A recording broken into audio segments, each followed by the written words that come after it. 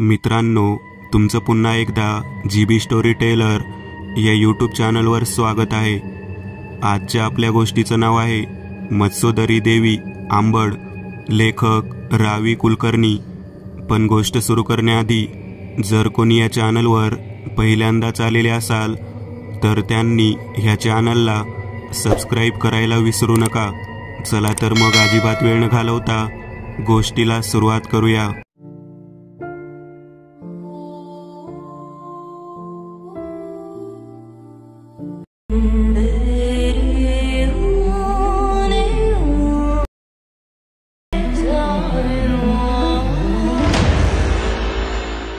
नमस्कार, मी श्रीधर पाटील।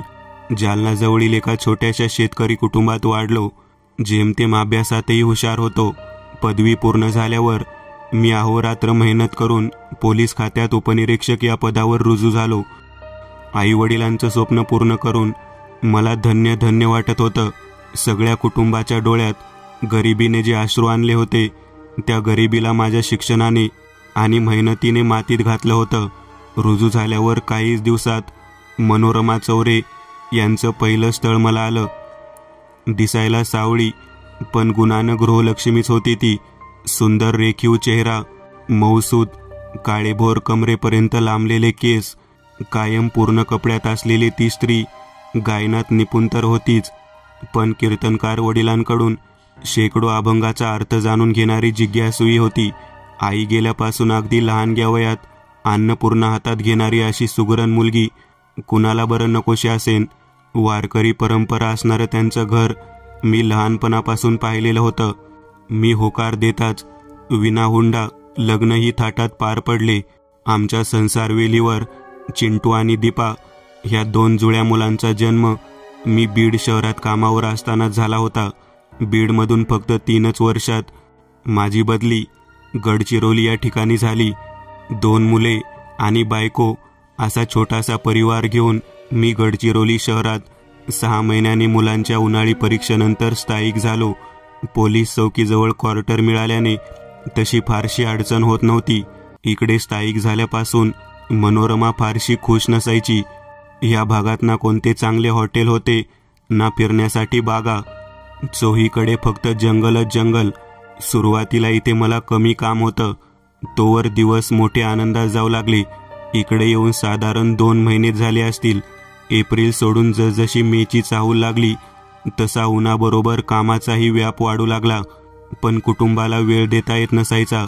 चकमकीची चाहूल लागताच हेडक्वार्टरवरून फोन यायचा आणि आहे त्या अवस्थेत घराबाहेर जावं लागायचं। कधी कधी तर जेवता जेवता तसंच उरलेलं जेवण पॅक करून मी स्टेशन गाठायचो। 2-2 दिवस मुलांची माझी भेट होत नव्हती, कारण ते उठायच्या आत मी ड्युटीवर जायचो आणि रात्री ते झोपल्यावर मी घरी। मनोरमाची ही चिडचिड होऊ लागली होती। अधूनमधून ती तिच्या मैत्रिणींना फोन करायची, पण नंतर ती अधिकच त्रागा करून घेत असायची। ह्या मैत्रिणीने फ्रीज घेतला, तिला तिच्या नवऱ्याने दागिना केला, आमकीला नवऱ्याने पैठणी दिली, तर तमकीला नवऱ्याने पायल दिले। असंच काही बाई सुरू असायचं। एकंदर परिस्थिती मला समजत होती, पण त्यावर उपाय काहीच करता येत नव्हता। 18-19 तास कामावर राहिल्याने कधी एकदा अंथरुणावर पाठ ठेवतोय असं व्हायचं। मनोरमा घरी एकटीच असल्याने तिच्या रिकाम्या डोक्यात माझ्याबद्दल संशय हळूहळू घर करत असल्याचं जाणवू लागलं होतं। हा दिवसभर घरी येत नाही तोवर ठीक आहे, पण न सांगता अचानक रात्रीचा कुठे जातो। रिकामं डोकं म्हणजे सैतानाचं घर म्हणतात ना, तेच खरं। तिच्या बोलण्यातूनही मला या गोष्टी कळायच्या, पण निष्ठावान पोलीस असल्याने काही बंधनं मी स्वतःवर घालून घेतले होते। एखादी गोष्ट गुपित ठेवायची म्हणजे ती आपतानाही मी कळू देत नसे, पण त्याचे परिणाम हे असे मला दिसू लागले होते। कांद्रा, झाडापापडा, सुरजागड या भागात सतत चकमकी वाढू लागल्याने मला मुलांना इथे ठेवण्याची भीती वाटू लागली। मनोरमासोबत त्यांना सरळ आईबाबाकडे पाठवून द्यावं तर रोजच्या जेवणाची पंचायत व्हायची। एके दिवशी याच काळजीत मी चौकीत पोहोचलो। 2 जमादारांना कामावर लावून खुर्चीत डोकं खुपसून बसलो। समोर कधी साहेब आले कळलंच नाही। त्यांनी खांद्यावर हात ठेवताच जाग आली, तसं हडबडून उठून त्यांना सॅल्यूट केला। त्यांना मी माझ्या मोठ्या भावाप्रमाणे मानत असे.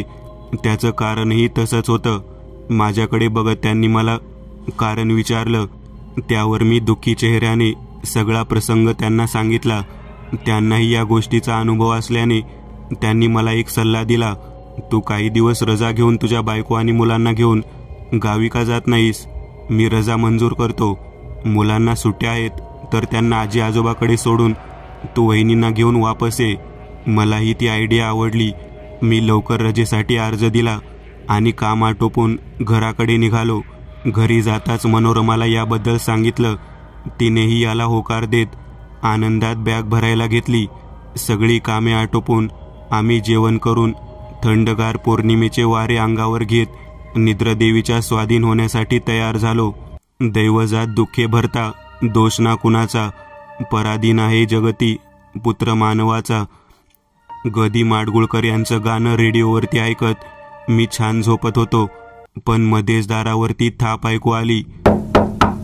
तशी सावध झोप असलेली मनोरमा उठली. पण हाताने तिला झोपण्याचा इशारा देत मी उठून लाईट लावले. तशी नजर भिंतीवरील घड्याळाकडे गेली. घड्याळात नेमकेच 12चा टोल पडलेला होता. अशा वेळी आणि अशा सुनसान जागेवरती कोण आला असेल? माझं घर तसं मनुष्यवस्तीच्या टोकाशी होतं. जंगलाच्या सुरुवातीला 2 मजली टुमदार घर होतं. दारावर जोरात पुन्हा थाप ऐकू आली. तसं अंगावर भीतीचा एक सरकन काटा येऊन गेला. पण स्वतःला सावरत मी जवळील पट्टा आणि बंदूक घेतली आणि दाराजवळ जात बाहेर आवाज दिला. कोण आहे? पण आवाज न येत ऐकू येत होती ती फक्त थाप. एकमुखी आणि भयानक. काही वेळ असाच प्रकार चालला. नंतर मी दरवाजाजवळील खिडकीतून डोकून पाहू लागलो तर दारासमोर कुणीच दिसायला तयार नव्हते. मी न राहून वरच्या मजल्याच्या गॅलरीमधून कुणी दिसेल का याचा शोध घ्यायला म्हणून दबक्या पावलाने पायऱ्या चढत होतो. पण एखाद्या गूढ संगीतासारखी ती थाप अजून दारावर तेवढ्याच गतीने पडत होती. आवाज ऐकू आल्याने मनोरमानेही डोळे उघडले. 2 पिल्लांच्या मध्ये ती शांत झोपलेली होती. पण आधी चिडचिड झालेली ती रात्रीच्या या त्रासाला कंटाळलेली होती.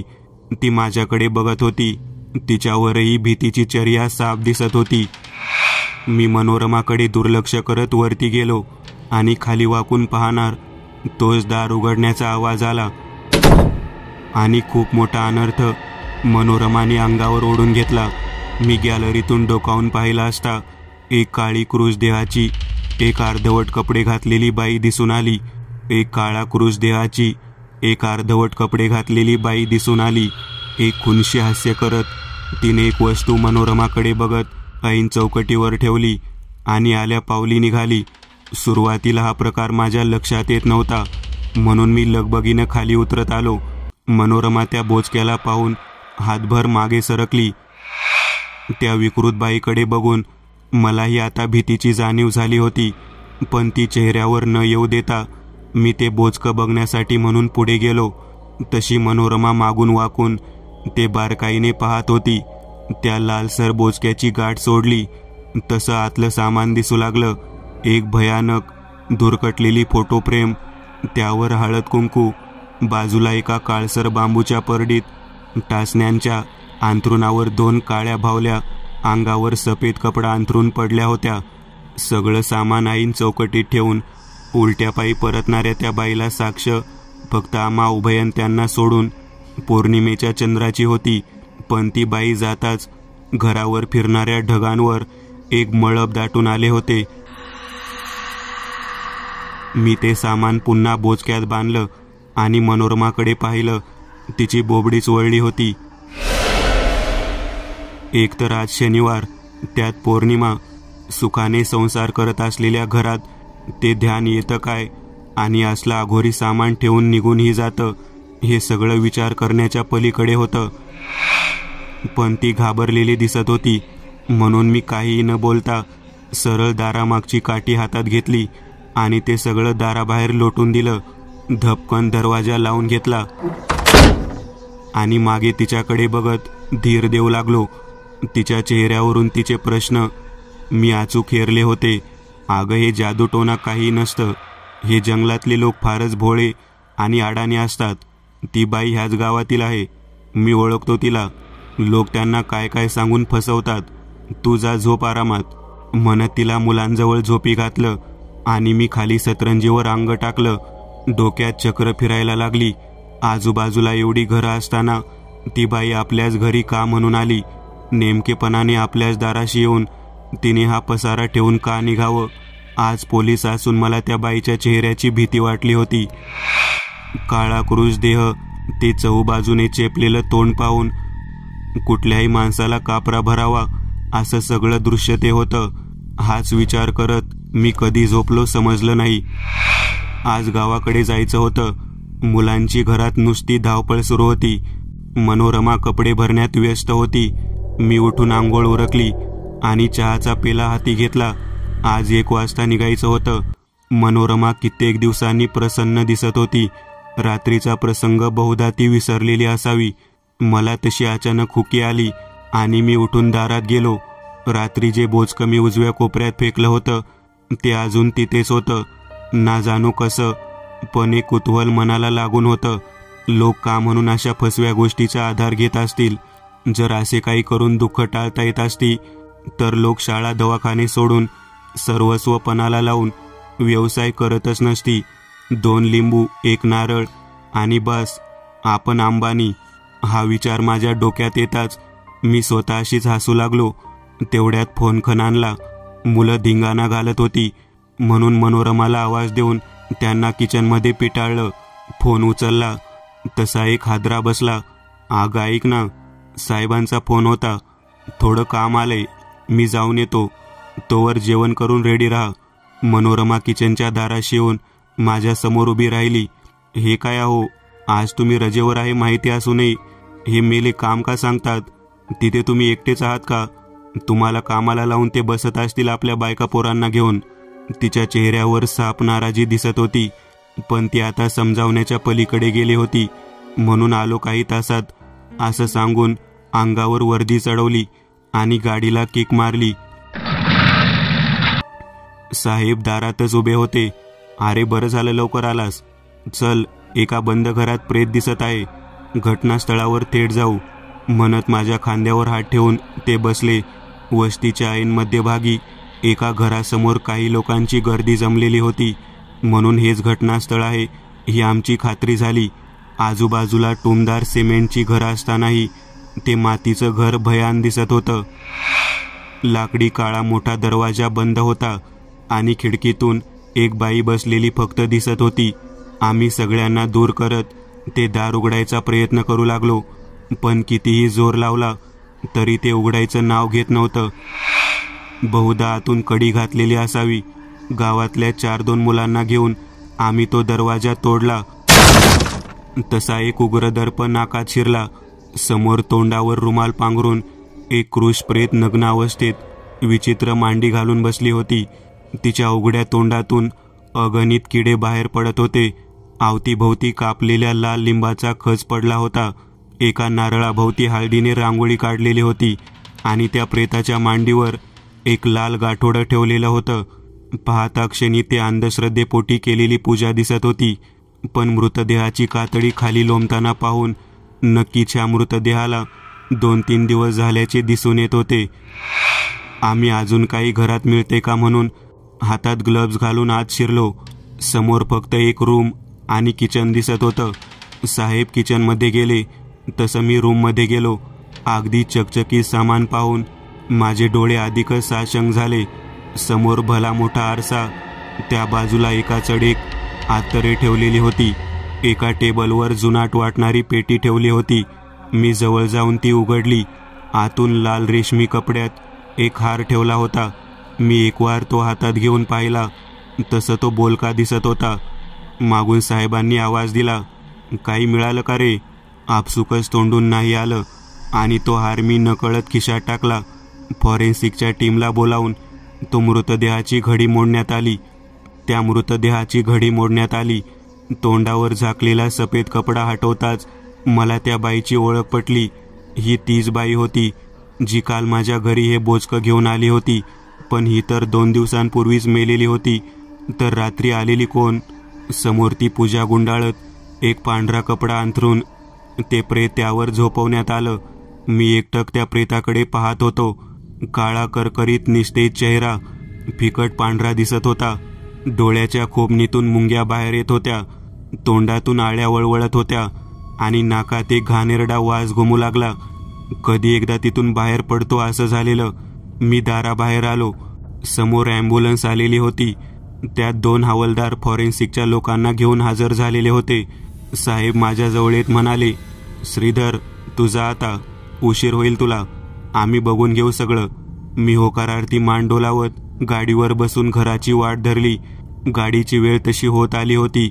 मी घरात शिरलो तसं हॉलमध्ये बॅग पसरलेल्या होत्या आणि सगळं आवरून मनोरमा आणि मुलं माझीच वाट बघत बसले होते. मी आत जाऊन वर्दी काढली आणि मनोरमाने दिलेले कपडे घालत हॉलमध्ये आलो. तिनेही ती नीट ठेवत येऊन माझं ताट वाढलं. मुलं अंगणात पळापळ करत होते आणि मी आज जेवण करत होतो. मनोरमा बाजूला येत म्हणाली, तुम्ही नुसती चिडचिड करता हे माहिती होतं, पण बायकोसाठी एवढा महागाचा हारही आणू शकता हे माझ्या ध्यानी कधी आलं नाही. मी चकाकलोच. तिने तो हार गळ्यात घातला होता. लाल निळ्या मोत्यांना सोन्याच्या तारेने गुंफून ठेवणारा हार मनोरमाला शोभून दिसत होता, पण न विचारता हिने का म्हणून घातला याचा मला राग आला. पण खूप दिवसांनी तिला आनंदी पाहून तशी विचारणा करायचे धाडस झाले नाही. मी शांतच बसण्याचा निर्धार केला आणि जेवण आटोपलं. भाड्याने मागवलेली गाडी दारात आली तसे मुलांनी एकच गलका करत गाडीत चढायला सुरुवात केली. ड्रायव्हर माझ्या तसा ओळखीचा होता म्हणून प्रवास निर्धास्तपणे करता येईल याची खात्री होती. मनोरमाच्या हातून बॅग्स घेत मी गाडीत टाकल्या आणि घराला कुलूप लावत ड्रायव्हर शेजारी येऊन बसलो. आज वातावरण तसं शांत शांत आणि ढगाळच होतं. उन्हाळ्याच्या उन्हाचा कुठेच थांगपत्ता दिसत नव्हता. आई मत्सोदरी देवीचं नाव घेऊन आम्ही प्रवासाला सुरुवात केली. 8 तासांचा प्रवास गडचिरोली ते जालना असा असणार होता. मागे बसलेल्या मुलांचा गाडी निघाली तसा दंगा सुरू झाला. मनोरमा त्यांना आवरत शांत करत होती. ड्रायव्हर ही पोलीस खात्याशी निगडीत असताना आमच्या गप्पांना सुरुवात झाली. बघता बघता यवतमाळ गाठलं. सायंकाळ होत आली होती. मनोरमा म्हणाली, अहो ऐकलत का, रात्रीची गाडी थांबवण्यापेक्षा आपण इथेच कुठेतरी जेवण करायचे का? मला ही कल्पना आवडली. तसं मी ड्रायव्हरला सुचवून गाडी एका धाब्यावर थांबवायला लावली. जवळपास 7 वाजले होते. तिने मुलांना झोपेतून उठवले आणि आम्ही गाडी खाली उतरून धाब्याच्या दिशेने निघालो. एक टेबल गाठून आम्ही मस्त व्हेज थाळी मागवली. आजूबाजूला बरेच लोक बसलेले होते. आम्ही जेवायला सुरुवात केली. मनोरमा प्रवासात कमीच खायची हे मला माहिती असल्याने त्यात तिने मुलांनाही तिच्याच ताटात घेतले. हळूहळू तिच्या खाण्याचा आवाका वाढला. एका मागून एक पोळ्या ती खाऊ लागली. सुरुवातीला ड्रायव्हर व माझ्या आहाराच्या बरोबरीने ती आली. तोवर सगळं ठीकच होतं. ड्रायव्हरने हात धुवून, मी गाडीत बसतो साहेब म्हणत गाडीचा रस्ता पकडला. तसं मला हसू आलं. त्याला तंबाखू खायची सवय होती. तो तिकडे जाऊन काय करणार हे माहिती होतं.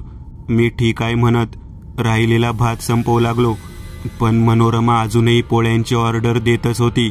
मला थोडंसं आश्चर्य वाटत होतं. आता तिच्याकडे दुर्लक्ष करणं मला जमलं नाही. मी मुलांकडे पाहिलं.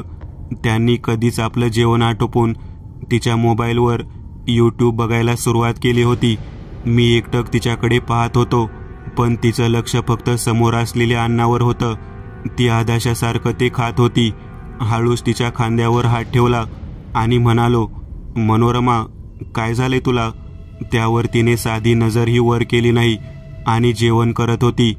ताटातल्या सगळ्या पोळ्या, भात, भाज्या संपवल्या तरीही अजून मागतच होती. मी न राहून तिला उठवलं. राहिलेलं जेवण गाडीत कर, आपल्याला उशीर होतोय असं सांगून मुलांना घेतलं. तशी ती हातात राहिलेला पोळीचा तुकडा घेऊन उठली. मला काही समजत नव्हतं. ही अचानक अशी का वागते? तिचे डोळे लाल झाले होते, केस वेणी बाहेर आलेले. दुपारी निघाली त्यापेक्षा आता थोडीशी वेगळीच दिसत असल्याचं मला जाणवलं. मी वेटरला आवाज दिला. बिल देऊन मुलांना घेतलं आणि ती येईल मागे असं समजून समोर निघालो. गाडीचा दरवाजा उघडला, पण ती आलीच नव्हती. मी मुलांना बसवून वापस त्या ढाब्यात शिरलो. तसा तिने तिचा मोर्चा किचनकडे वळवल्याचं दिसलं. ती किचनच्या पडद्याजवळ गेली होती. मी पण धावत जाऊन तिचा हात पकडला. वेटर मध्येच येऊन म्हणाला, काय झालं साहेब? किचनमध्ये प्रवेश करण्यास मनाई केलेली आहे. तुम्हाला काही लागत असेल तर सांगा, पण तुम्हाला जाता येणार नाही. मला काय उत्तर द्यावं तेच कळना. अहो, तिलाही वॉशरूम वाटलं म्हणून ती आली. त्याला थाप मारून मी तिला जवळजवळ खेचतच बाहेर आणलं. तिच्या तोंडून एक अस्पष्ट अशी गुरगुर ऐकायला येत होती. दार उघडून मोठ्यांदा तिला गाडीत बस सांगितलं आणि दार धपकन लावून घेत मीही बसलो. तसं ड्रायव्हर आणि मुले चाचपली. नक्कीच आमच्यात भांडण झाल्याचा निकष त्यांनी बांधला असावा. गाडी निघाली. ड्रायव्हरने गप्पा सुरू केल्या, पण माझं लक्ष फक्त तिच्याकडे होतं. तो कालचा प्रसंग, आज सकाळचा मृतदेह आणि हिचं जेवण, सगळ्या कड्या जोडून पाहत होतो. मनोरमा अजूनही शून्य आणि भेदक नजरेने खिडकीतून बाहेर पाहत होती. गाडी यवतमाळ सोडून अकोल्याच्या दिशेने निघाली. मीही आता थोडा थोडा ड्रायव्हर सोबत गप्पाच्या मैफिलीत शिरू लागलो. तसं अचानक त्याने ब्रेक दाबला. समोर एक सुसाट वेगाने बैल पळत येत होता. तसं माझं लक्ष समोर गेलं. हे मध्येच कसं आणि कुठून आले याचा थांग पत्ता लागेना. मी ड्रायव्हरकडे पाहिलं तर त्याच्या बाजूच्या खिडकीतून एक हॉटेल दिसत होती. मनोरमा मोठ्यांदा हसली. तो गाडी बाजूला घेण्याच्या बेतात असताना मी बैलाच्या बाजूने टाक आणि चल इथून असं त्याला सांगितलं. त्यानेही अचानक काय झालं प्रश्नार्थक नजरेने माझ्याकडे पाहत गाडी सुसाट वेगाने लावली. तशी एक स्पष्ट गुरगुर गाडीत घुमली. ती ड्रायव्हरला ऐकायला आली नसेन ह्या बेतात मी होतो, पण का कोण जाणे त्यानेही याबद्दल मला काही न बोलता गाडी न थांबवता पुढे नेली. गाडीने 100चा वेग पकडला. बुलढाणा, चिखली, मेहकर करत करत आम्ही सेवलीला पोहोचलो. ड्रायव्हर लोक रात्रीचा प्रवास करताना भरपूर चहा पितात, पण आज तो निमूटपणे गाडी चालवत होता. भीतीची लहर माझ्याही मनात असल्याने मीही काही न बोलता डोळे मिटून पडलो होतो. साधारण रात्रीचे 10 वाजत आले होते. आम्ही गावात पोहोचलो. आई दारातच भाकरीचा तुकडा घेऊन उभी होती. वडील, त्यांना आम्ही अण्णा म्हणायचो, ते बाजेवर उठून बसलेले होते. आम्ही गाडी खाली उतरलो. तसा माझा लहान भाऊ राजू गाडीजवळ आला. गाडीतले सगळे सामान उतरवून मी ड्रायव्हरला भाड्याचे पैसे देत जायला सांगितले. त्याच्या बहिणीचे गाव शेजारीच असल्याने तो रात्री मुक्कामाला तिकडे जाणार होता हे त्याने दुपारी सांगितले होते. मुलांना घेऊन आम्ही जोडीने दारात उभे होतो. आईने तुकडा फिरवून बाजूला टाकला आणि आम्हाला आत घेतलं. मनोरमा एक शब्दही बोलत नव्हती. तिने घरात येताच मधल्या खोलीत जाऊन आपलं अंग धापकन पलंगावर टाकले. अचानक आलेल्या आवाजाने मी बिथरलो. आईने मुलांना खाली अंतरलेल्या चटईवर टाकले आणि माझ्याकडे बघत म्हणाली, अरे पोर दुरून आलीये, प्रवासाने दमली असेन बिचारी. पण मला वेगळीच भीती सतावत होती. मी हळूच जात त्या खोलीला बाहेरून कडी घातली आणि कपडे बदलून हातपाय धुतले. तसं बाहेर माझ्या नावाची बाज लागली होती. राजू सोबत बाहेर बाजेवर निवांत झोपलो. शांत हवेचे झोक अंगाला लागत होते. निद्रादेवी आज प्रसन्न होती. साधारण रात्रीचे 2 वाजले असतील. आई घरातून पळतच माझ्या जवळ आली. मी ताडकन उठून तिच्याकडे पाहिलं. मला जी भीती होती तेच झालं होतं. आईचा चेहरा घामाने ओलाचिंब झाला होता. आई अडखळत माझ्या जवळ आली. तसे दादाही काय झालं बघायला जवळ आले. अरे श्रीधर, पोरीला बघ ना काय झालंय. अचानक दार उघड म्हणत होती म्हणून मी दार उघडले तर काही न बोलता किचनमध्ये गेली. होतं नव्हतं ते सगळं शिळपातं खाल्लं. आता तिने पीठही खायला सुरुवात केलीये आणि जोरजोरात किंचाळत आहे. तिचा आहार वाढला हे माहिती होतं, पण ती या थराला जाईल असं वाटलं नव्हतं. मी राजूला उठवलं आणि दादा आणि त्याला घेऊन घरात गेलो. ती एका कोपऱ्याकडे बघत गुरकावत उभी होती. हातात असणारा दगड तिने आमच्या समोर त्या फोटोवर मारला. तसे आम्ही धावत जाऊन तिला धरलं. तो फोटो आई मत्सोदरी देवीचा होता. धपकन तो फोटो खाली पडला. तशा सगळ्या घरात काचा पसरल्या. तिचा अवतार बघून आम्ही सगळेच घाबरलो. साडी गुडघ्यापर्यंत वर केलेली, पायावर सगळं पीठ लावून घेतलेलं. तिचा सावळा चेहरा आता राकट काळा दिसत होता. ती दात ओठ खात कसलासा भयानक आवाज करत होती. कपाळभर कुंकू लावून केस मोकळे सोडले होते. ते भयावह रूप बघून कुणासही कापरे भरेल असे सगळे चित्र होते. आईने धावत जाऊन मुलांना बाजूला केलं आणि आम्ही तिघांनी तिच्या हाताला पकडून खोलीत न्यायला सुरुवात केली. सडपातळ देहाची मनोरमा आम्हा तिघा दांडक्या माणसांना ऐकत नव्हती. आईने देवीचा धावा करायला सुरुवात केली. तिने जसं देवीचं अष्टक म्हणायला सुरुवात केली तशी ती थोडी हलकी झाली. आम्ही तिला फरफटत आत नेलं आणि दाराला कडी घातली. झालेला सगळा प्रकार माझ्या पुरोगामी विचारांना न पटणारा होता. भूतखेद गोष्टीतही न ऐकणारा मी आज त्याविषयी शंकेची पाल चुकचुकत होती. आईने उठत हातात फडा घेतला आणि काचा एका जागी केल्या. दादा खाली बसले. राजूला जवळ घेऊन झालेला प्रकार मी सांगितला. तसं आईला काहीतरी कळल्यासारखं तिने आम्हाला सांगितलं, हे बघ श्रीधर, आपल्या पाठीशी आई जगदंबा उभी आहे. त्यामुळे असले पिशाच आपलं काही बरं वाईट करू शकत नाहीत. मी जेव्हा भाकरी ओवाळून खाली टाकली तेव्हा ती क्षणात काळी पडली. तेव्हाच मला कळून चुकले की घरात कुणीतरी लपून येत आहे. पण तुमची आवराआवर होईपर्यंत मी शांत बसले. नंतर पडल्या पडल्या मला डोळा लागत नव्हता म्हणून मी देवीचे नामस्मरण करत होते आणि तेव्हाची जागी झाली.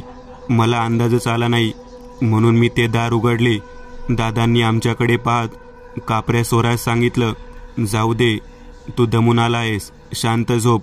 उद्या आपण आंबडला देवीच्या दारात जाऊ आणि तिला गारानं घालू. आपली पाठराखी तिथं गडावर बसली असताना आपल्याला काय भीती. त्यांच्या त्या शब्दाने मला हत्तीचं बळ आलं.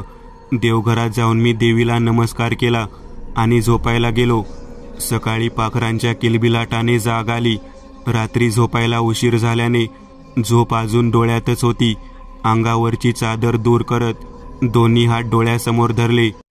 कराग्रे कराग्रे वसती लक्ष्मीह, करमध्ये सरस्वती, करमुले तू गोविंदा, प्रभाते करदर्शनम म्हणत उठलो आणि घरात गेलो. आई उठून तयार झाली होती. तिने मुलांना उठवलं आणि आम्हाला तयार व्हायला सांगून किचनमध्ये न्याहारीच्या तयारीला लागली. दादा आणि राजू तयार होऊन शेतीच्या कामाची बोलणी करू लागले. मीही लवकर आवरून त्यांच्या शेजारी येऊन बसलो. हल्ली शेतीच्या कामात मी जास्त लक्ष घालत नव्हतो. ती सगळी धुरा राजू एकटा सांभाळत होता. दिवस रात्र शेतात रक्त ओतून मोती पिकवत होता. आईने गरम भाकरी आणि दूध पुढ्यात मांडलं. तिघांनीही भाकरी चुरली. खात असताना आई शेजारी येऊन बसली. तसे दादांनी आणि तिने ठरवलेली योजना आम्हाला सांगू लागले. ऐक, ती उठायच्या आत आपण मुलांना घेऊन आईच्या दर्शनाला जाऊ. तिथून माळपरडी घेऊन गावातल्याच एका देवदासीला कालचा सगळा प्रकार सांगू आणि बघू पुढे काय होतंय. मी होकार दिला आणि जेवण आटोपत राजूने आमची बोलेरो गाडी काढली. आई मुलांना घेऊन गाडीत चढली. दादा घरीच राहणार होते. मी आणि राजू गाडीत बसलो. मत्सोदरी देवीचा जयघोष करत थेट आंबडच्या दिशेने निघालो. आम्ही तिथे कायम जायचो, पण मुलांना कळायला लागल्यापासून प्रथमच त्यांना दर्शन होणार होतं म्हणून त्यांनी आजीला प्रश्न विचारून भांडावून सोडलं होतं. शेवटी आजीने त्यांना देवीची सगळी माहिती सांगायला सुरुवात केली. आंबड गावालगतच देवमाशाच्या आकाराचं डोंगर आहे. या डोंगराच्या कपारीमध्ये तुळजापूर, कोल्हापूर आणि माहुरई, देवीची 3 पीठे आणि सप्तशृंगीचे अर्धपीठ अशा 3.5 पीठांचे वास्तव्य आहे. माशासारखा आकार असलेल्या डोंगराच्या कपारीत ही 3 पीठे एकत्र असल्यामुळे या देवीला मत्स्य आणि उदरी म्हणजेच माशाच्या पोटातील देवी म्हणजे मत्स्योदरी असे नाव पडले. महाकाली, महालक्ष्मी, महासरस्वती असे 3 देवीच्या रूपाचे 3 तांदळे आपल्याला इथे पाहायला मिळतात. असे सांगण्यात येते की मार्कंडेय ऋषींनी तपश्चर्या केली आणि त्यामधून या देवी येथे प्रकट झाल्या. या देवींची कोणीही स्थापना केलेली नाही. नवसाला पावणारी देवी अशी देखील लोकांची धारणा आहे. उंच डोंगरावर वसलेल्या देवीच्या दर्शनाला जाण्यासाठी भाविकांना पायऱ्या चढून जावे लागते. 7व्या माळेला या मंदिरामध्ये प्रचंड गर्दी होते. पुण्यश्लोक अहिल्यादेवी होळकर यांनी या मंदिराचा जीर्णोद्धार केलेला आहे. 7व्या माळेला रात्रीच्या आतिषबाजीनंतर 8व्या माळेला रात्री 12 वाजता होम हवनाला सुरुवात होते. याची पूर्णाहुती 9व्या माळेला सकाळी 6 वाजता ब्राह्मणांच्या मंत्रोच्चारात पूर्ण होते. दसऱ्याच्या दिवशी सायंकाळी 5 वाजता सीमोल्लंघनासाठी नवीन तहसील कार्यालयापासून जुन्या तहसील कार्यालयामार्गे शहरातील नागरिक देवी मंदिरापर्यंत येऊन सीमोल्लंघन करतात. हे सगळं ऐकून मुले अजूनच उत्साही आणि आतुर झाली होती. देवीच्या पायथ्याशी पोहोचलो. गाडी गेट समोर लावत आम्ही आत शिरलो. महाराष्ट्रात ही एकमेव अशी देवी होती की फक्त ती पुढ्यात उभी राहिली तरच पाहता येते, अन्यथा इतर कोणत्याही बाजूने देवीचं दर्शन होत नाही. आम्ही वरती चढलो आणि गाभाऱ्यात प्रवेश केला. समोर 3 डोळ्यात भरणार नाही एवढे मोठे तांदळे बघून जीव हायसा झाला. गुडघ्यावर बसत नतमस्तक झालो. खरंची आई जगदंबा असताना मुलांना कसली भीती. आईने हळद कुंकू लावलं आणि पुजाऱ्यांना सांगून देवीचं प्रसादी कुंकू, लाल पोतं आणि कवड्यांची माळ असलेली परडी घेतली. देवीचा रम्य परिसर निहाळला. बाजूला झालेलं उद्यानही बघितले आणि पावली घराकडे वळवली. घरी पोहोचताच आईने आणलेली परडी देवघरात ठेवली आणि आल्या पावली जोगतिनीच्या घराकडे निघाली. आम्ही हातपाय धुवून दादाच्या शेजारी बसलो. मनोरमाचे दार अजूनही बंदच होते. हालचाल जाणवत नव्हती. मी धाडसाने उठून अलगद दाराची कडी काढली आणि आत डोकावलो. ती पलंगावर नव्हती. कपाटाच्या शेजारी असलेल्या अंधाऱ्या कोपऱ्यात ती डोकं गुडघ्यात खुपसून बसली होती. मी ते पाहताच दार पटकन लावून घेतलं आणि कडी घातली. थोड्या वेळात आईने जोगतिनीला आणलं. तेजस्वी गोरा आणि सडळ बांधा, अंगावर हिरवी नाटी चोळी, कपाळावर रुपया एवढं कुंकू, पायात कोल्हापुरी चपला, अंगावर दैवी कवड्याची माळ घातलेली ती महिला घरात आली. आईने तिला बसायला पाट दिला. तांब्यात पाणी दिलं.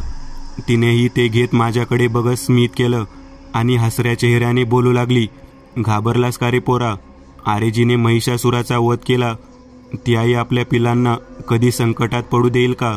निश्चिंत राहा, काही होणार नाही तुझ्या बायकोला. आईने तिला झालेला सगळा प्रकार सांगितला होता. तिने एकवार घरात सगळीकडे नजर फिरवली आणि मनोरमाच्या खोलीकडे जायला निघाली. आम्हीही उठून तिच्या मागे चौकटीपर्यंत गेलो. ती आत येताच मनोरमा जोरजोरात किंचाळू लागली. तिचं ते किंचाळणं आणि भयानक रूप बघून मुलं रडायला लागली. एकच गलका घरात झाला. राजूने त्यांना घराबाहेर नेलं. मनोरमा इकडे तिकडे धावत होती. पटकन धावत येत त्या बाई दाराशी आल्या. तशी मनोरमा पलंगावर उभी राहिली. अंगावर नखाने ओरबाडून घेतलेलं जागोजाग रक्ताची धार येत होती. चेहऱ्यावर काळे डाग पडले होते.